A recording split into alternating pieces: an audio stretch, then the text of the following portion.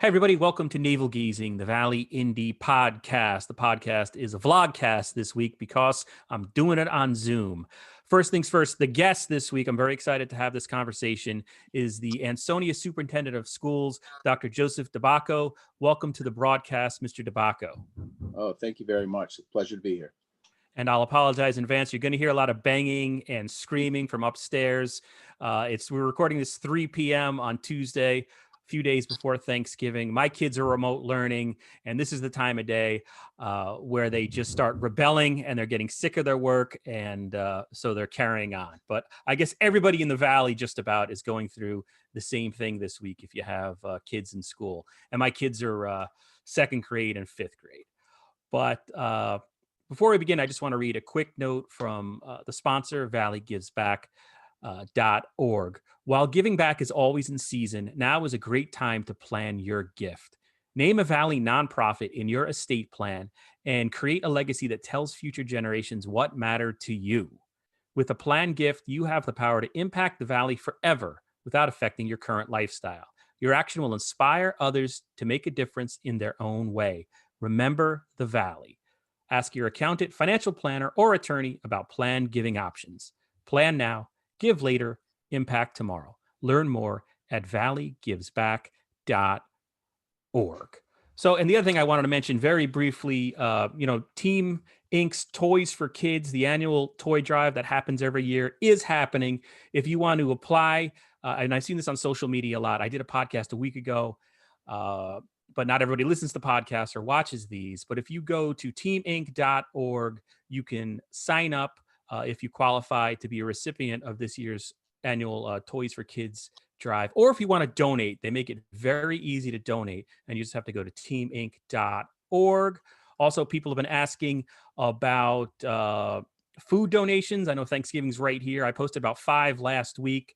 Not everybody saw them, but I got one today. Derby Centennial Lions Club food drive is coming up Saturday, December 5th. That's going to be in front of 69 Elizabeth Street in Derby, and that benefits the Spooner House over in Shelton. So I know a lot of people are feeling a certain way. You know, the holidays are here, but it doesn't kind of feel like Thanksgiving, and there's so much going on. We've been through so much since March, but there are ways you can take action. You know, there's that old saying, change a thought by taking action or something. I just butchered that. But anyway, enough of that. I thought we would talk, Dr. DiBacco, about the decision in Ansonia to go to remote learning. You and I had a phone conversation about a month ago, and it was the first time it sort of laid bare to me how much time superintendents, administrators in the school districts, and teachers, everybody collectively, is spending so much time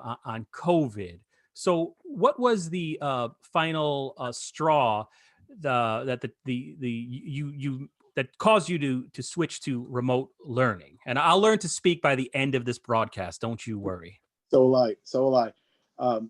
What the more of the impetus and what was occurring were conversations that we were having with our district medical advisor, and what really brought everything up to the forefront was looking at our community spread and really looking at what the numbers said. And Department of Public Health, DPH, they put out a guide for schools. It said, once you hit a threshold of 25 per 100,000, you should really, that's when you should be going to remote learning. And typical Ansonia fashion, we're overachievers. Excuse me. We went from. That's okay. This will start making noise in a second too. I'll be getting text messages. You guys had exceeded that quite quickly.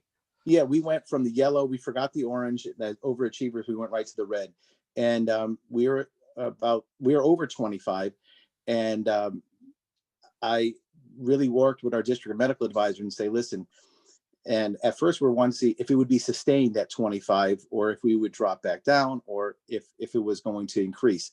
And that at that point, we were in school for about a week. And I said, you know what? I want my board and the public to hear from what I'm hearing from my medical advisor to understand the decisions that I'm going to have to make moving forward. And on November 11th, at our board meeting, Dr. Casablanca came and our board members asked questions. He was pretty frank and pretty honest with what he was seeing in the community and what was going on in hospitals and who was being hospitalized and who was being impacted by COVID. And the other thing that I think people also forget is, COVID is indiscriminate, but it does disproportionately impact, Black and brown populations. And we look at our school population, and I look at the population of Ansonia.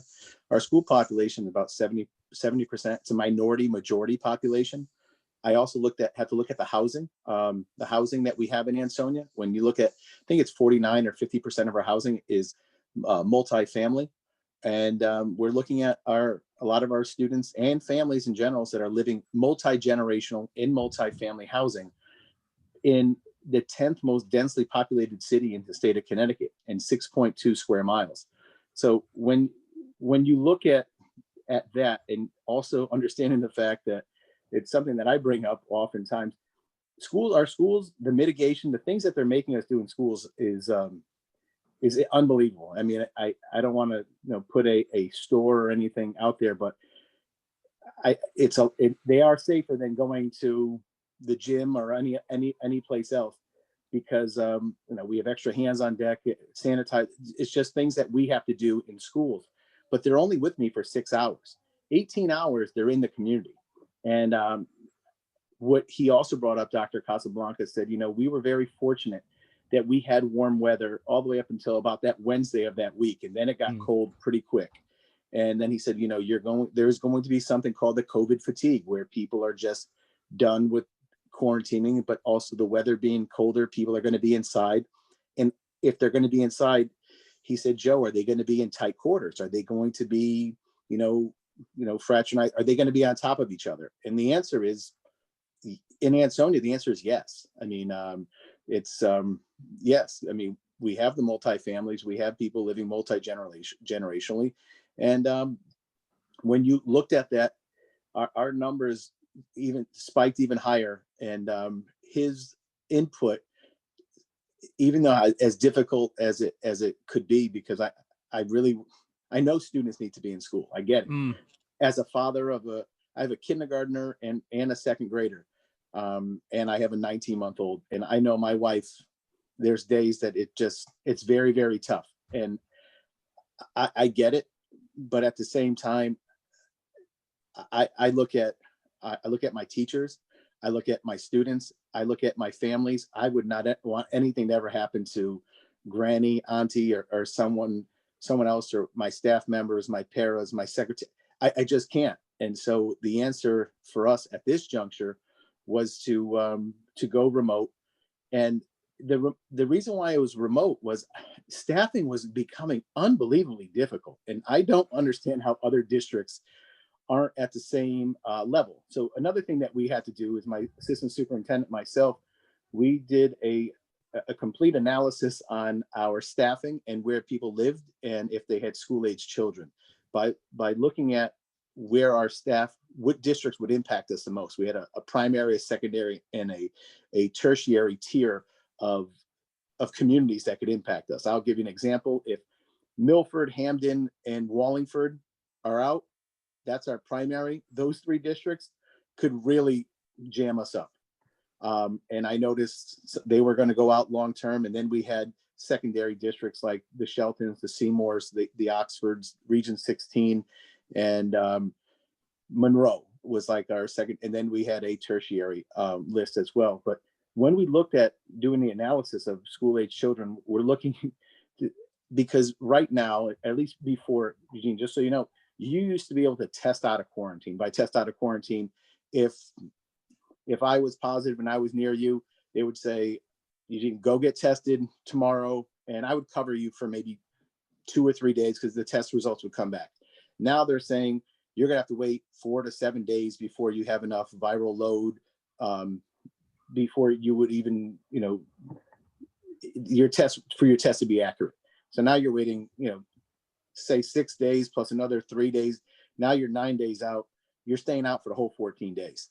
Now, if you're a parent, if your spouse, if your child has to stay in, guess what? My staff they have families. So what happens is I lose, and I think I gave you the for instance.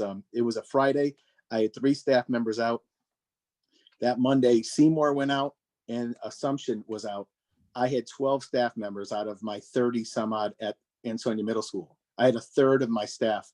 I mean, with tape and glue, I was able to muscle through a Monday, but after that, I had to shut it down because I didn't have staffing. I mean, I could put anyone in front of a class, but I want a certified person in a room that my students can learn from. So it got to the point, and that was the threshold. It was, COVID is one thing, and I know our buildings are safe, but to safely staff our buildings, I mean, I had a kindergarten group or a group at one of our elementary schools, and I think in 35 days, they came into live instruction 4 days. And I just don't know. It was so fragmented. I mean, I even had parents say, just tell me one way or the other. We know it's happening. We know it's going to happen. Either just shut it down so at least I could plan for my job. Neither way is pleasant. There's no right answers right now. There's no best answers. But I could tell you when I did shut down, I don't know where my phone number, my cell phone number is listed, but I had superintendents sending me text messages. Oh, I'm so happy that you did it. I'm glad. Now they felt like a kindred spirit. But the thing is, you waited for me to do it. Well, yeah, there is that thing that happens that I've seen online. I mean, I just learned today, Comcast is going to be, if you go over a certain data limit every month, you're going to be hit with charges coming next year. And I exceed that by 1,000,000,000% just by the nature of the job. But so I was watching online. There was an attitude developing in the public to some extent. This is a small point because I'm not trying to be negative, but there was a small point, a belief out there that, well, my school is staying in person and therefore we're doing the right thing, as if that just didn't make sense. If you have to switch to remote learning, it's not a failure of the school district or the people in a community. This is a pandemic that's going on. But you just brought up a million good points that I don't think people were realizing over the last month or so, especially in terms of going from testing out of quarantine to staying in. Because so many, the science on this and everything changes every day with this pandemic because it's brand new to us. But one thing I wanted to ask you, and I had a hard time sort of following it and explaining it to readers, and then in social media trying to sort of have back and forth with people, because there was this idea that from the federal government and then to state government to some extent, where they were saying, well, stay in school as long as you can, stay in school as long as you can. And yet there was the guidance from the state that came out the first time we were all out back in March and April, where it said if you hit a certain threshold, if you had community spread at a certain threshold set by the doctors and the scientists, you had to go remote, or you at least had to take a hard look at it. I noticed the state verbiage was a little vague, which is probably on purpose because that's what bureaucrats do. But did you have some of that same misgivings there? I guess your point is, to summarize, is that it really depends on the local situation. And that's why the local control is so important here, which I think the governor Lamont has sort of come around to that. But did you feel guilty at all for having to go remotely?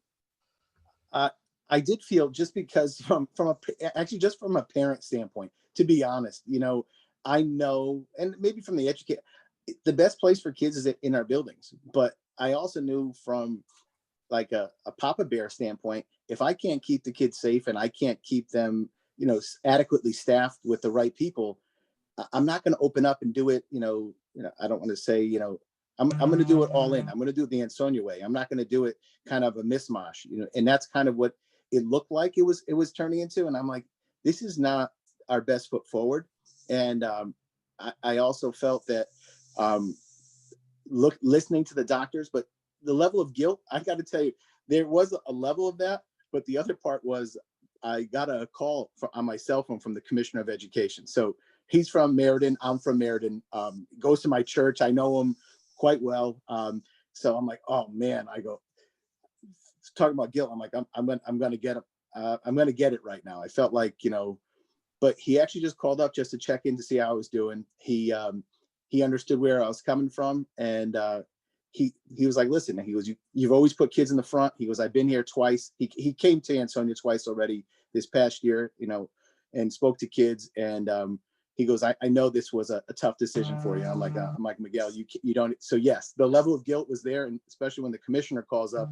And the only thing that I thought was pretty cool, that it was just really to check in on me and check in on Ansonia. But you're right. There was more of an obligation. Schools should be open, and you keep hearing, oh, in the first time schools have ever been closed, they never closed when we had the flu, Spanish flu. They never closed. I just think things were different in March, but I think things are different now as well.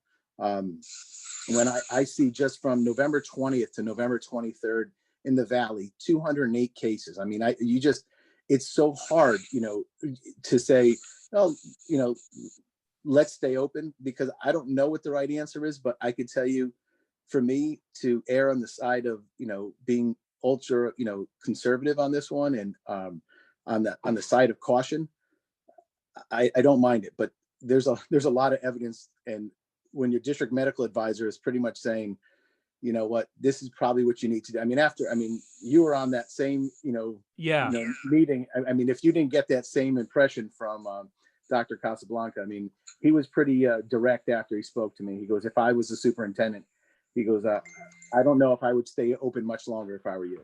Yeah, I remember that was very clear. And I've had a hard time, just as a reporter, one person, trying to sort of wield all the COVID information since March. And one thing I think, that if we ever have another pandemic, and I hope to God we do not, but it would help in the Valley to have sort of one public information officer, one person who could explain, and this is probably impossible, who could explain, here's what's going on in the school districts, here's what's going on in our business community, because all the information is sort of all over the place. If you look to New Haven, they sort of have that, but we're several different towns.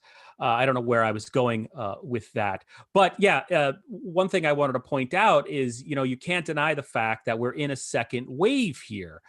And the way people react to that is very interesting. I don't think you're trying to spread fear. When I reported on Ansonia debating whether to go remote, and then finally making the decision, not finally, but actually rather quickly making the decision to do so, the goal isn't to scare people. I mean, someone pointed out to me last week that, okay, yes, testing is way up in the Valley. The amounts of people testing positive in the last 30 days is way up. We've had now, I think, 7 deaths in the last month that have been COVID associated or COVID probable. Yes, if you compare it to April, where we had 6 people dying a day in nursing homes, it's not the same. But, of course, it's not the same as it was when it was first introduced to our world, and we had no way to deal with it, and we were just sort of trying to put out fires everywhere. But what's happening is happening. If I wanted to scare people, I would say there's been a 600% increase in deaths the last 30 days, but that's just not the goal. So anyway, I just wanted to point that out. And you do bring up, I guess if we look at it one way, there's been 255 deaths, COVID associated or COVID probable in the Valley since March, 217 COVID-19 associated deaths, laboratory confirmed, 38 probable, and 2.75 of that came in the last 30 days. So I did, and the other thing I want to point out, I've had the Griffin Hospital top doc on, infectious disease guy, talking about how well the hospital's doing okay. They're not seeing people dying left and right like they were in April, which is all positive news. But it's definitely still here. But the light's at the end of the tunnel. Do you get that impression, Doc, that if we can just get through this, we got to homeschool our kids for a couple of months through the new year. No one likes that. But the light's at the end of the tunnel. Are you hearing that in education circles as well? And that's what I'm really, really hoping. That's kind of like where, my heart is, and my promise, my hope is that, we're going to have to stomach this, muscle through this, and that there is hope. I mean, every time, I don't try to, I hate to say it, I don't know what to believe anymore much now, news or on what I'm reading, or the most I've ever read on something, and still I could get a counterclaim on everything. But I do feel more confident now than I did in March that this was going to end, not end, but we'll be able to mitigate it and slow it down. But I'd like to think that we're going to be returned to school, whatever measures we have to put in place. But I mean, there is promise. There is a light at the end of the tunnel. That's what I would like people to think and think and see. I'm not here to spread doom and gloom. I just want to be, precautionary and have that pretty much that cautionary tale that I think we could do this correctly and do this well, keep people as safe as we can. And it's probably not perfect, but yeah, we might have to homeschool our kids a little bit and move through it. And I also know some families, I have a, my kids are younger, K-2. The only thing I could tell you, it's tough. What the state wants us for hours, they want at least half of a day to be synchronous, asynchronous instruction. And I have people like, hey, listen, it's too much time in front of the screen. I agree. I'll be the first one to tell you. You know what? I don't want a kid sitting in front of the screen that long. We just have to find a delicate balance that also fulfills what the state is looking at us in their addendum 4. It says, hey, this is what we would like to see when it comes to what a school day should look like if it's going to count for a remote learning day.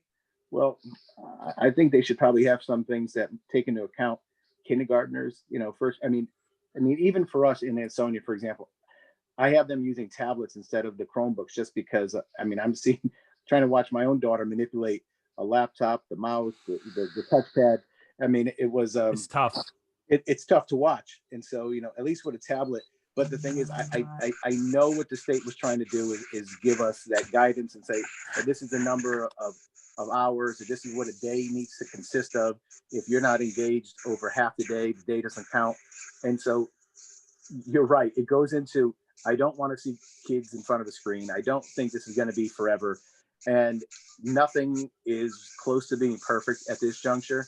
And anyone who tells you that, any superintendent is like, oh yeah, we have it all figured out, flip the channel, because no one has it all figured out. And let me ask you, Doc, if I'm a parent in Ansonia, I'm sorry to interrupt, but if I'm a parent in Ansonia who's struggling, maybe either my child isn't taking to online learning, maybe the session's dropping out, because we all have to have a perfect internet connection now.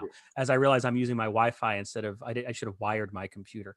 But what's your advice? What steps can a parent take who might be frustrated? I was just yelling at my son. Literally yelling at him to try to get his work done, because that last hour of the day is always a push. What can they do? How can they cope? Who can they turn to for help? Well, it's funny. We were just talking. I had the same conversation with my daughter. I'm like, listen, you have to read or go on the reading program. I think we use Lexia. You got to go on for at least a half hour, and it's like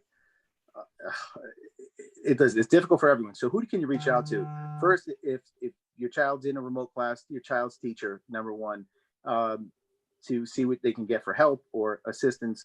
And if it's even bigger than that, it's the administrator. But if you need someone for them we still have our social workers that are on. We still have our school psychologists. We have our school climate people, even just someone for the kids to talk to. What I found, and this is even funnier, that sometimes the parents just needed someone else to talk to before they didn't even put the kid on the line yet.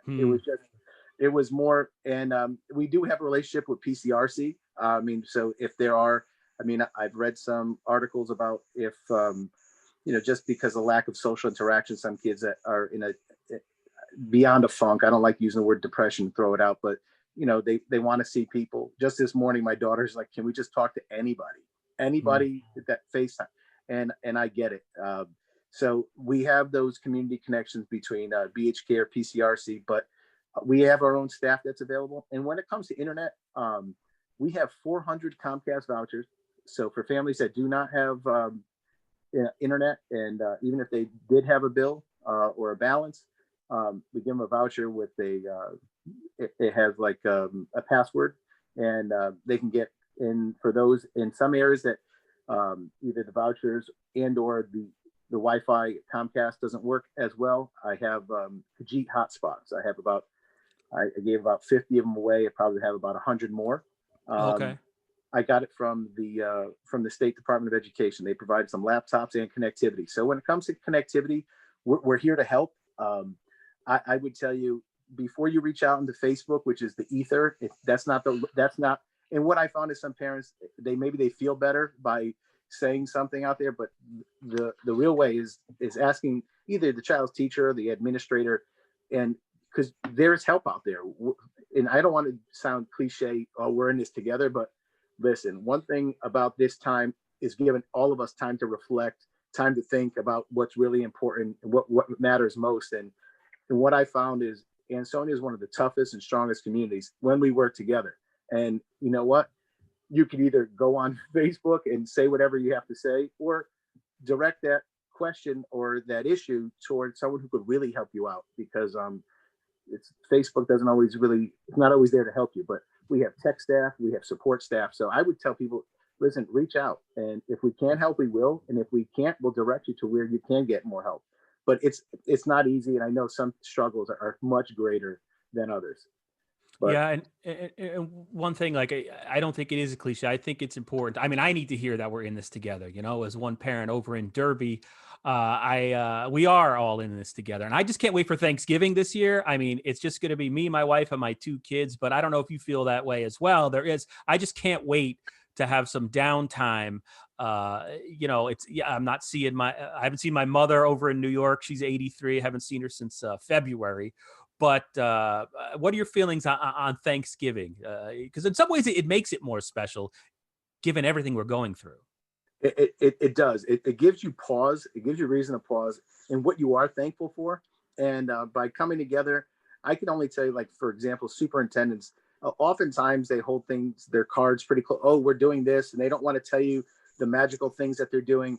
I've seen superintendents more forthcoming, more helpful. I mean, I talk to Doc Conway all the time. I love giving him a hard time. So, like, for example, in the Valley, we talk to each other very, very often. And it's something that I actually hope it continues after COVID. I hope that level of camaraderie continues, because it's oftentimes it's not really seen that way. But I did hear a great idea from the media specialist at our high school. And I think it's funny because Ansonia, to not talk about Ansonia football during Thanksgiving is just something that it's hard not to associate one without the other. And it's she's like, her name is Pam. She's like, she was Googling, like, games of the past. And I actually think I'm going to watch if I could find on YouTube an old Ansonia Thanksgiving football game. And so I can still feel like I'm having a traditional Thanksgiving, more intimate, with just not my extended family, even though it sounds horrible. But, there's nothing better than waking up early in the morning. Sometimes people go to their different social places and gather and then go to the game. This would have been a home game for us. I would have loved to have been, superintendent walking on the Nolan field. But I think I'm going to have to do it virtually this year and maybe watch an old game. I think I'm going to try to either 94 or 95 is one of the games I'm trying to find.